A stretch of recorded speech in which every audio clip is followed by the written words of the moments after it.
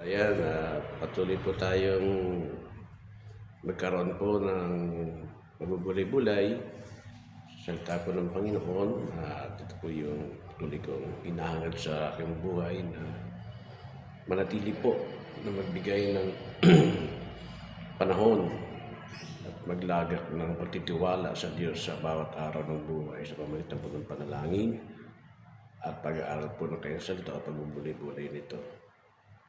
Ako pinatutuwa na kung saan po ang buhay ko po ay patuloy pong nagagamit sa ganitong uri po ng gawain sapagkat ito pinapaka-importante po para sa atin. Na tayo po laging magbabalik ng pagtanaw sa Diyos na buhay sa pamamagitan po ng pagbibigay natin, paglalaan po natin ng oras. Isang minuto nga lang po okay na. Hindi naman po pahabaan. Kundi ibig sabihin yung essence po nun, yung kabuluhan po nun ay mahalaga po sa ating Diyos na buhay. At ito nga, napagbalayan ko po kanina ang Genesis 3, 9-15 na makita po natin dito yung kung paano pong naging systematic po ang kasalanan ng tao. At kung paano nga po binigyang diin ng Panginoon yung pagkakasala nito. Kasi may mga tanong bakit daw po sa ganong bagay ay nilagay po ng Diyos yung tree. Sa dami-dami ho ng tree tapos may isang tree na nilagay. Dito makita po natin mga kapatid na yung soberenya po ng Diyos. Yung mahayag po talaga yung kadakilaan po ng Diyos sa buhay natin, sa buhay ng humanity. At makita rin po natin dito nung magkasala po ang tao, ang unang reaksyon po nila ay natakot po sila sa presence po ng Diyos at sa tinig po ng Diyos. Usually po nangyayari po talaga sa atin ito. Once na tayo po ay mga Kristiyano o anak ng Diyos, once na nagkakamali tayo, turning to backslide na po yung puso natin, ay makikita natin na tayo po ay natatakot po sa presence ng Lord and sa tinig po niya. So ang mga mga matik po na ginagawa ng taong nagkakasala o ng taong anak ng Diyos dati ay sila po ay lalayo. And usually ito po yung madalas po nangyayari po sa atin sa mga tao pong nagkakamali, mga anak po ng Diyos. At pinapakita po rito na talagang sila po ay lalayo. Sila po ay hindi na kadalasang babalik dahil nga po doon sa parting yun. Pero ganun pa man po ay ang Diyos po ay tila hindi pa rin po tumitigil no, sa pag-abot po sa kanyang anak.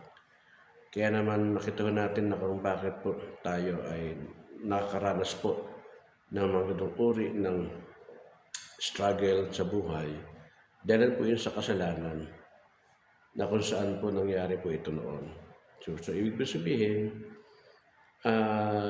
mga kapatid, huwag po tayo magtaka kung meron tayong mga karanasan, struggle sa buhay, problema, pain, mga bagay na ganito, sadya itong naging automatic na po sa mga taong tulad natin na nagkasala. Kaya nga ho, mas makabubuti pa rin po na patuloy po tayong lumapit po sa Diyos dahil mayroon pong plano sa atin ang Diyos. At kaya nga makita natin dito na kung minsan po ay yung kasalanan yan ay nagkaroon po ng kabayaran at yung kamatayan. Kaya ho dito, maunawaan po natin na mahalaga pa rin po ang buhay natin sa Panginoon. At patuloy pa rin po ang kanyang pagbibigay ng gabay sa atin. Kaya nga ho dito, patuloy tayong magkaroon ng tunay na paglapit po sa ating Diyos. Bagamat meron tayong mga struggle, may problems po tayo, meron tayong mga nagagawang problema, nagagawang kasalanan pa rin. Pero naipapakita naman sa atin ng Diyos na ang Diyos po ay marunong umunawa. Ang Diyos po ay marunong po sa lahat. Kaya kung meron tayong mga pagkakataon sa buhay na makita natin, wag po tayong mag-atubili na lumapit sa Diyos. Kasi po yung paglayo po natin sa Diyos, yan po ay mangangahuluga na tinatakwil mo na siya. At wala po kayong makukuhang kalakasan sa labas. At kahit na po wala na ka sa piling niya, makakaranas pa rin tayo ng problema. At pinakamahirap po problema, mga kapatid, ay yung pong sa sandali po na tayo po ay umarap na po sa kamatayan or sa huling hininga po natin at wala po tayong ginawa na pagbabalik loob sa Diyos. Mas mahirap po yun dahil naroon po talaga yung tinatawag po na judgment po ng God. Kung mapapansin natin, yung judgment po ng Diyos ay bago niya po ilagay o yung justice niya, nauna pa rin po yung biyaya po ng ating Diyos, no? Yung grace po niya. At talaga namang hindi po tumitigil ang ating Panginoon na tayo po ay maibalik sa ating pong mga kalagayan, which is yung meron po tayong relasyon po sa ating Diyos. Kaya ho, may mga pagkakataon na naranasan natin, talagang makakita natin talagang meron pong pag nagkamali ho tayo, naroon po yung takot. Takot po sa presence ng Lord, takot po sa tinig niya, at ang isang nagagawa po natin ay lumayo at umalis sa piling po ng Diyos. Pero ganun pa man ay hindi pa rin po tumitigil ang Diyos po para po sa atin.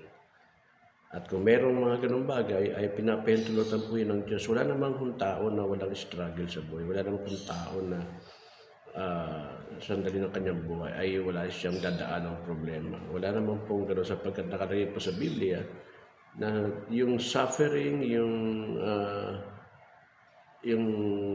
hirap ay dala ito ng bunga ito ng kasalanan, na bahagi po ito na talagang sadya po tayong magbabayad sa gano'ng mga bagay. Bagamat ayaw pa po natin, pero ito po talagang mangyayari. Pero ang kagandahan po dito, ang plano po ng Diyos sa atin ay patuloy po tayong ingatan, iligtas, biyayaan po at pagpalain. Kaya much better po na maunawaan po natin na ang Diyos po ay hindi nagpapabaya po. At kung meron po tayong dinaraanan mga ganyang bagay, alalahanin natin na ang Diyos po ay laging nariyan at sapat ang kanyang biyaya, sapat ang kanyang kapangyarihan, sapat ang kanyang pagtugon sa anumang problema meron po tayong inaharap. Salamat po and good morning.